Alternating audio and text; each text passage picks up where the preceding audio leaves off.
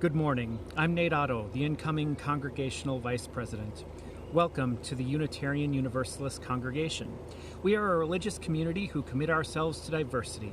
We hope to nourish human differences, those of gender, race, ability, age, sexual orientation, political views, culture, class, and religious belief. Welcome to all those who treasure freedom of conscience in the search for truth. We promise to do our best to provide you a spiritual home. We extend a special welcome to our visitors today. We hope you'll follow our UUC Facebook page and stay tuned for events such as our Wonderful Wednesdays, our Sunday morning religious exploration program for children and youth, and Sunday morning meditation. We are excited to have you with us today.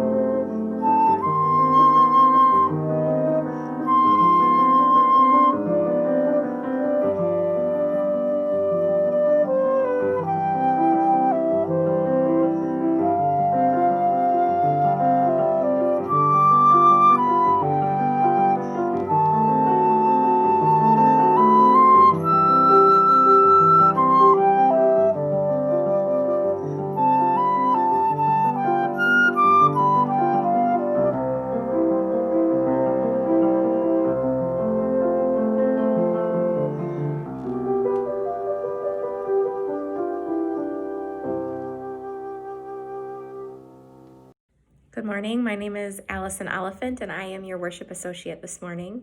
Our opening words are from Carl G. Seberg. Let there be joy in our coming together this morning. Let there be truth heard in the words we speak and the songs we sing. Let there be help and healing for our disharmony and despair. Let there be silence for the voice within us and beyond us. Let there be joy in our coming together.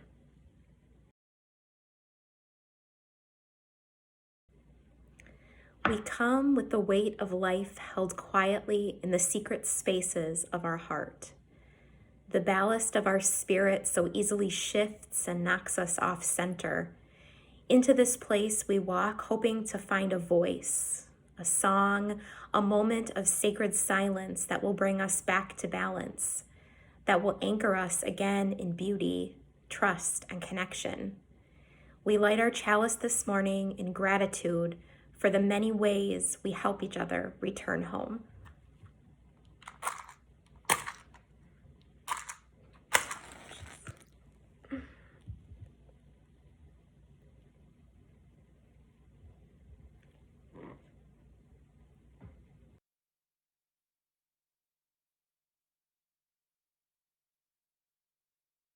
We're introducing a new member at our new member spotlight, Maura Nedland, and she joined recently. So Maura, one of the questions that I wanted to ask you is, how did you come to UUC, and where are you kind of in your Unitarian Universalist journey or your spiritual journey right now? Well, actually, in the Unitarian experience actually started before I moved to Eau Claire. Mm-hmm. It was like, because my mother, Jerry Nedlin, she's a Unitarian member in the Rice Lake congregation. So I guess it started there with her actually introducing the members, her fellow members, as her daughter. That's when I first started my transition. And like, so 2000, I moved here in 2018. So it had been like 3 years. So that had been like in 2000, oh goodness, 15. Wow. Oh, my time flies. And so you got lots of welcome there, and Yes, I did. Yes, that was because I'm just grateful that I had a mother that was very accepting and introduced to her fellow, her congregation introduced me as her daughter. So that was, I guess that's where it started. So then I guess it sort of evolved when I moved down here. And it was like, after actually my gender confirmation surgery is when I joined this congregation. And I was just, I needed to meet new people, basically, because I'm in a new area. And someone knows, you need to meet new people somehow. right. And actually, I'd been to this not the congregation itself, but the church when I'm trying to remember what year it was. 2016. I went to Women's Day. Okay. Oh, the Women's March. Yes, I think that must have been in 2016. I think so, with Violet Kilmurray. Yeah. Yep. Nice. So yeah, so I guess and that's one of the reasons that I went to the congregation in February, because it's like, I've been there before, so it was like a familiar place. And it was very comforting. It's like, oh, I know that this is going to be a friendly place where I can go and meet new people. So that's why I went there and joined the congregation. Nice. And I know every time I've served with you at the community table, people just hit it off with you right away. And, and it's been so fun to serve with you at the community table. Oh, thank you. I always try if you give it, I'm a firm believer, if you give off good vibes, 99.9% you're going to get good vibes back. And it's just like the way you present yourself and just the way just the way that, just like I said, the vibes that you give off to other people, even if they may be like negative to you at the beginning or neutral, but if you give up good vibes, they'll eventually warm up to you, I think. So one final question is, if you had some advice to give to a young person, whether about Unitarian Universalist values or your own values, going through the life that you've gone through, what are some of the things that you would say? It's never too late to explore new paths in your life. That, it's like, especially in my situation where I transitioned later in life, considered like to a lot of people, it's never too late to change your path and to like rediscover yourself, or because at one point in your life you may think you're one person, but then you realize that you're not that person. So always be open to like new learning experiences and rediscovering who you are. And yeah, I guess that would be the main thing. Always be open to new paths in life and new learning situations. Well, thank you. And we're glad you're a member, and I look forward to being at more events with you.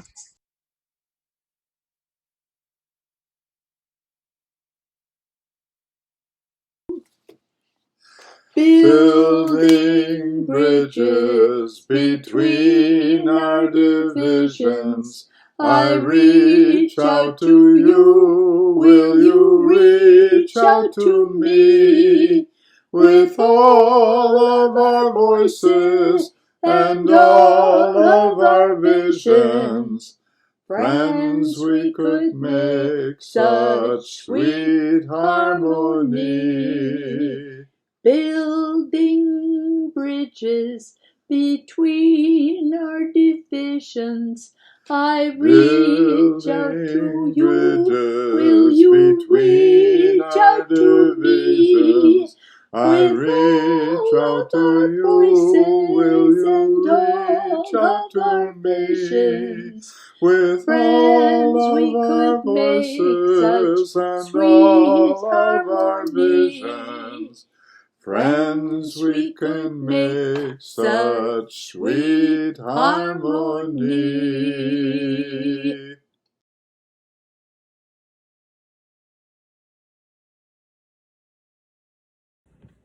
May Our Voices Be by Matthew Rosen.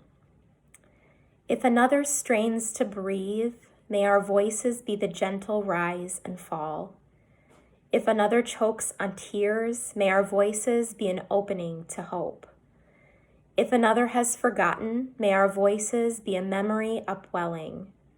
If another is adrift, may our voices be the calling of community.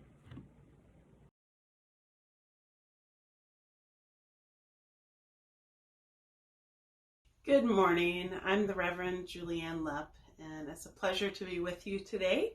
And our theme this morning is UU Voices, and how do we find those voices?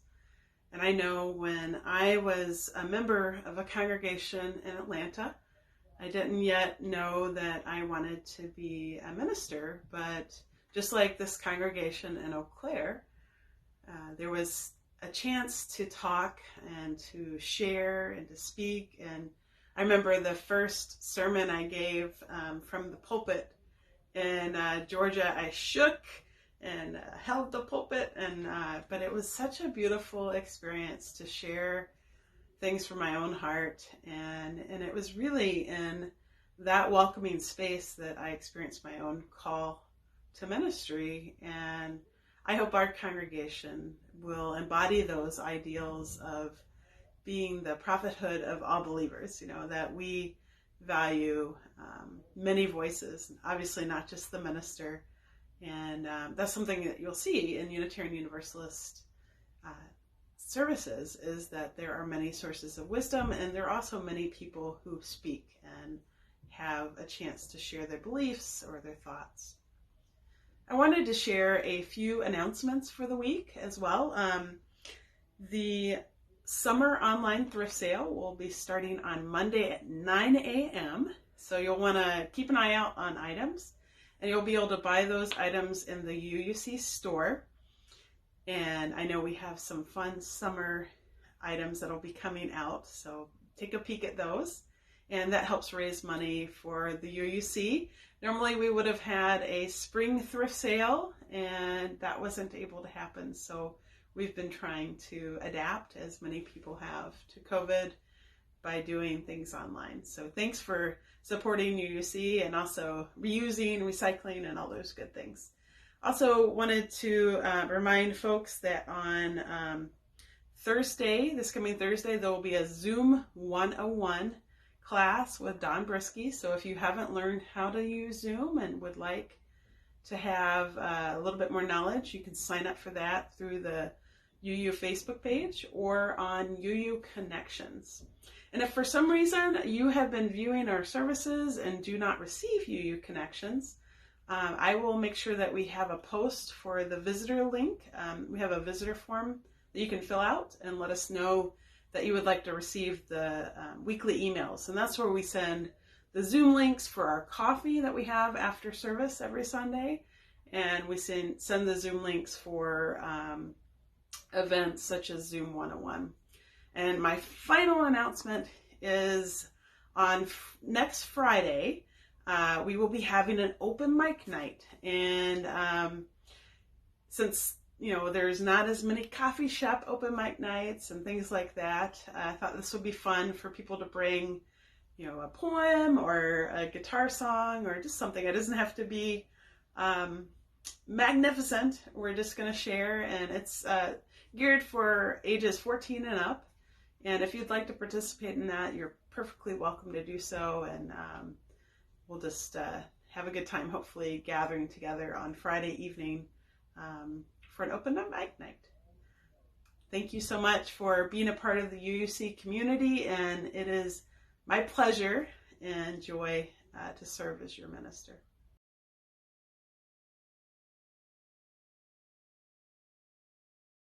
Now is the time in our service where we share our deepest joys and concerns. I wanted to share a joy that Patty Cleary asked me to share. Her grandmother celebrates her 95th birthday this week, and that was a great joy to hear about that. Also wanted to lift up Julia Browne. She got some flowers this week from the UUC, and she is recovering from her knee surgery, and hopefully will continue doing well with that. If you would like to share your joys or concerns in the chat, you're more than welcome to do so. You know, it's not being together physically. We have to find ways to be together as a community, and this is definitely one. In Unitarian Universalist congregations, you'll find that one of the items that we share in common is that we have joys and concerns. And this is where normally, if we were physically present, someone would come forward and light a candle and share their name and their joy or concern. And in other traditions, it's called prayers of the people, but often not shared by every single person. A lot of times it's more like a responsive reading, like, you know, these are our prayers for the poor. These are our prayers for the sick. And in this space, we ask that you share the things that are personal to you. I know myself, I've been concerned about what's going on in Portland, and I would like to light a candle that we lift up democracy and due process and make sure that we're observing the rights of people. And I know that there's a lot of concern right now too for the rising cases of COVID in Wisconsin and in the United States. And I thank each and every one of you who wears a mask, and I hope that stores in our area continue to ask that their customers do that. That is a concern of mine, is that we mask and distance and do our best to flatten the curve and protect one another. I'm going to leave some silence so that people can post their deepest joys and concerns in this sacred space.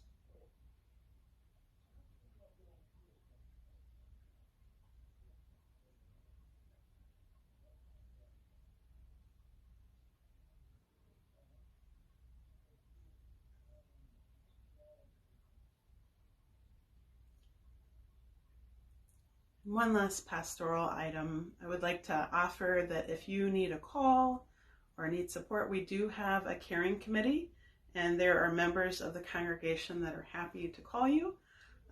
Also, myself as minister, I'm happy to do distanced visits or visits on Zoom or by phone call. Some people have gone walking with me at distances. And, not only do we have to be concerned for our physical health, but our mental and spiritual health. And just really want us to look out for one another and know that there are people who care. And that's really important right now. We close our time for joys and concerns with these words. Love is the spirit of this church, and service is law. This is our great covenant, to dwell together in peace, to seek the truth in love, and to help one another.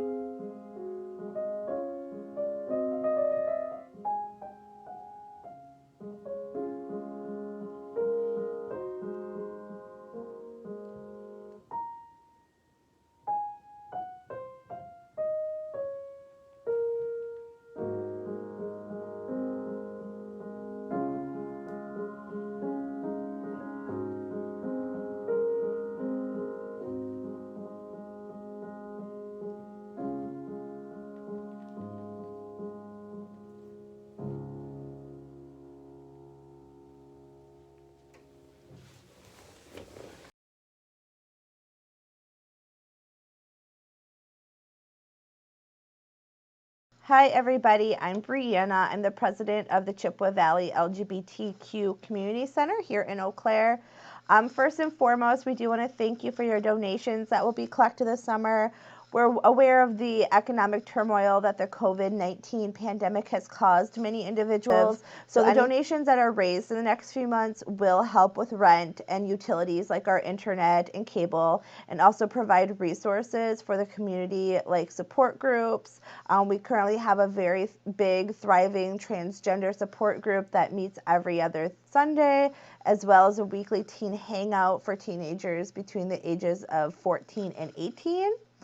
And we are also hoping to get the resource guide updated in partnership with the Safe Spaces Coalition this year. Besides that, we do want to thank you again for everything. Please stay safe, stay healthy. We love our partnership with the UUC. We love this congregation. You guys have been nothing but amazing for us. So thank you, and thank you.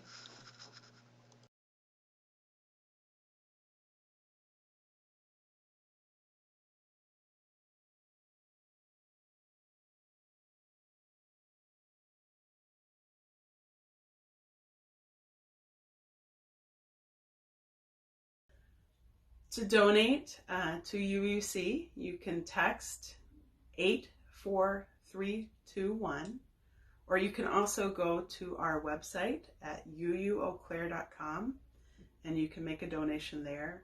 And you can indicate whether it's for the general fund, which is where people post their pledges, or just donations if you're friends of the congregation.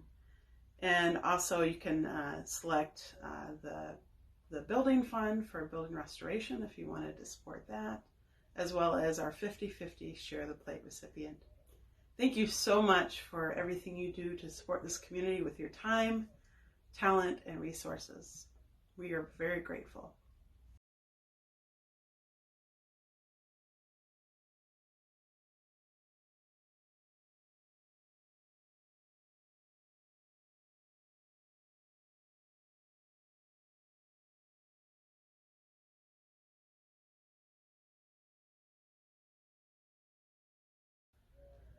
We give thanks for all the blessings that our congregation participates in, and we try and share that with our community and with the world.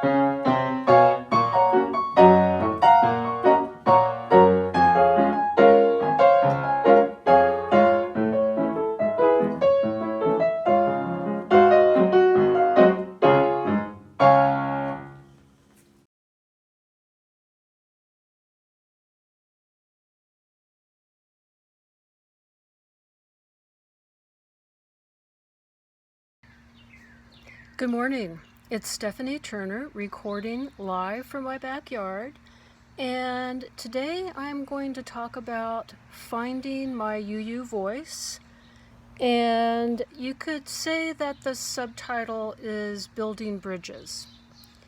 So what do you think about when you hear the word voice? It's a noun, it's a verb, it can be both a thing and an action. Voice can be as literal as the sounds your vocal cords and mouth make when you speak, or it can be something more abstract like the expression of your viewpoint or values, like when we say having a voice at the table. When we use our voices, however we do that, we express ourselves and we also influence how others perceive us. So voice is a collective matter. Using our voice as a way we build bridges between ourselves and others. This seems important to Unitarian Universalists and everyone else. So today I'd like to talk about some experiences I've had discovering the power of voice and supporting two of our UU principles, the inherent worth and dignity of every person, and the free and responsible search for truth and meaning. And I'd like to do that from my perspective as an educator and writer. When I first started teaching writing to college undergrads, my mentors advised me to have my students read their rough drafts out loud to each other. It seemed a little babyish to me. Wasn't I supposed to be the one doing the talking? At this point, I still clung to that whole sage on the stage idea of teaching. But as I tried out this technique in class, I was struck by the intensity of my students' reaction. Reading their papers out loud was not a small matter to them. Some of them beamed with pleasure as they read. Others grimaced and squirmed, but they all sat up a little straighter in their chairs. I did too. Afterwards, they seemed more eager to talk to each other, sometimes even about their writing. My mentors were right.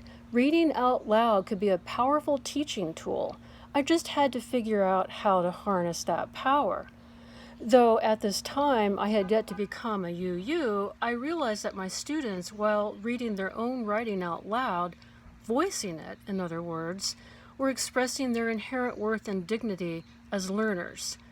Reading out loud gave them the opportunity not only to vocalize the hard work that went into their writing, but to listen to the hard work that others had put into theirs too. This is how we were able to build bridges of respect among ourselves as a class. It made sense then for me to read my own writing out loud with them. After all, as a novice teacher, I was also being mentored to do the writing assignments I was teaching right along with my students. Then one semester, a deaf student came to class, along with her interpreter. For this student, who did not speak with her vocal cords, her hands were her voice. A pair of readers sharing their drafts thus became a trio, and as the interpreter vocalized and signed on behalf of the deaf student, trust entered the worth and dignity equation. The bridge metaphor became a little clearer to me. So how does trust become a part of the worth and dignity of every person? We have to trust that the words we're speaking express some sort of truth about the matter at hand. We rarely just talk to ourselves, and even when we do, we know it makes some sort of difference. Sometimes, for example, when I have a negative monologue running through my head, I stop myself and ask, now, what would I say to me if I were my best friend? I trust my best friend to tell me to just shut up or go do something else. As the author Raymond Carver wrote in his essay on writing, that's all we have, finally, the words. Not only must we trust that the words, our words, get at the truth, we also have to believe that however we manage to express our truth, someone else is making an effort to hear it. We all know this at a gut level, because who among us has never experienced the frustration of not being heard, of having the ideas we voice misinterpreted? of the other person not even trying to listen. This happens pretty much daily, right? Those bridges we're building require constant maintenance. Like most teachers, I experiment in the classroom, and the students are my sometimes unwitting subjects.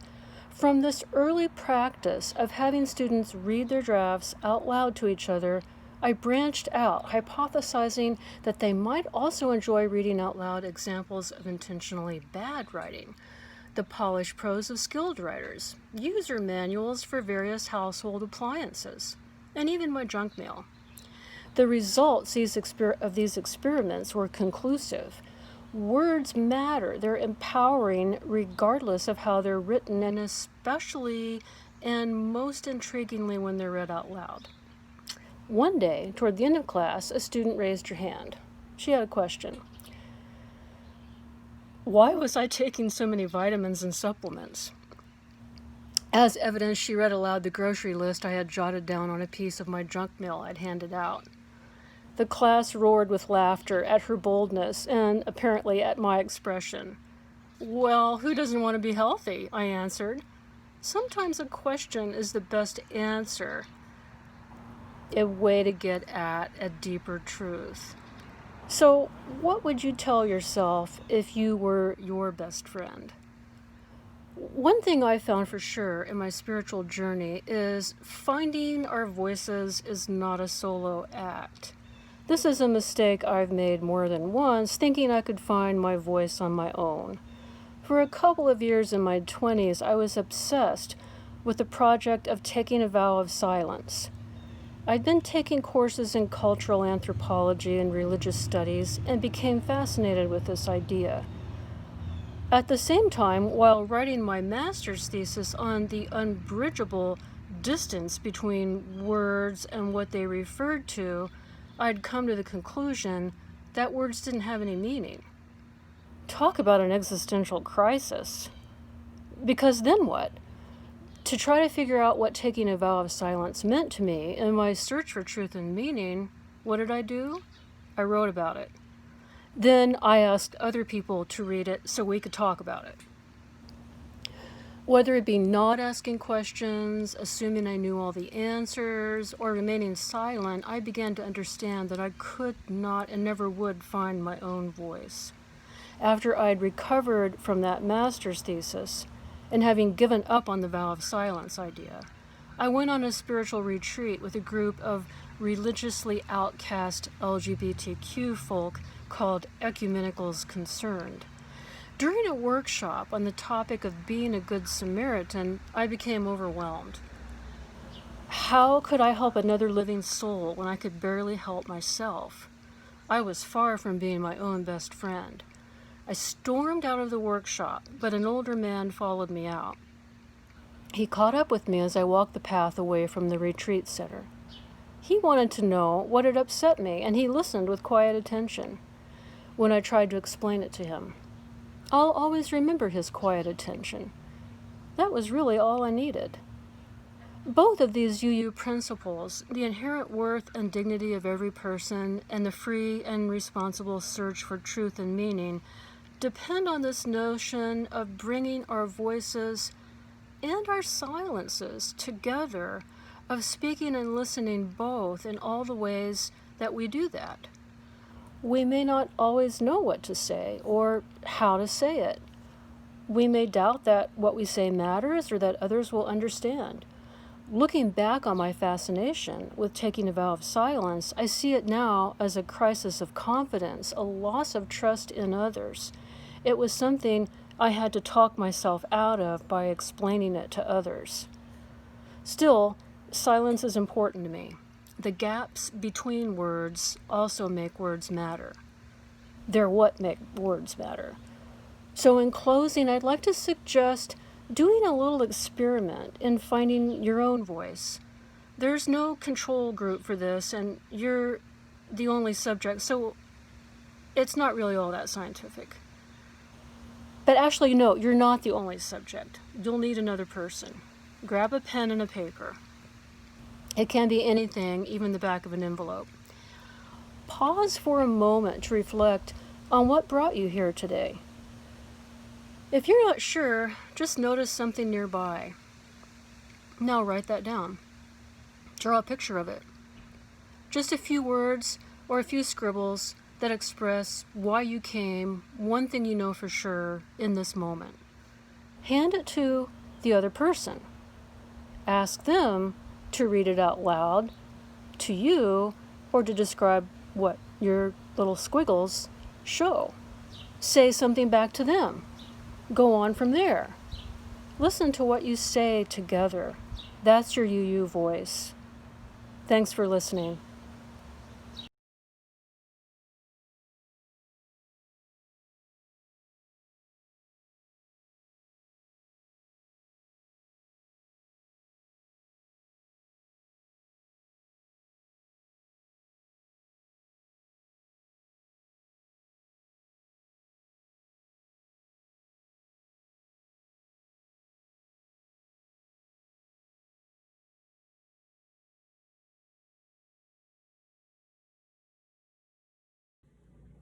For our closing words this morning, I invite you to dream ahead, imagine ahead to the time when we are back together in our beautiful sanctuary with our neighbors by our sides. You could also imagine loved ones who are far away, even people you don't necessarily see eye to eye with, they would be friends or neighbors. Imagine taking their hand and listening to these words by Erica A. Hewitt. The hand in yours belongs to a person whose heart is sometimes tender, whose skin is sometimes thin, whose eyes sometimes fill with tears, and whose laughter is a beautiful sound. The hand that you hold belongs to a person who is seeking wholeness and trusts that you're doing the same. As you leave this sanctuary, may your hearts remain open, may your voices stay strong, and may your hands remain outstretched.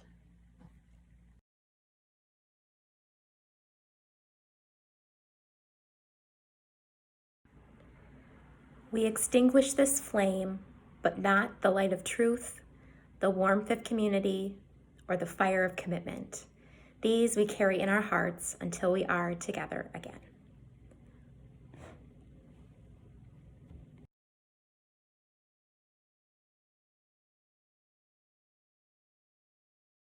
From all that dwell below the skies, let songs of hope and faith arise. Let peace, goodwill on earth be sung through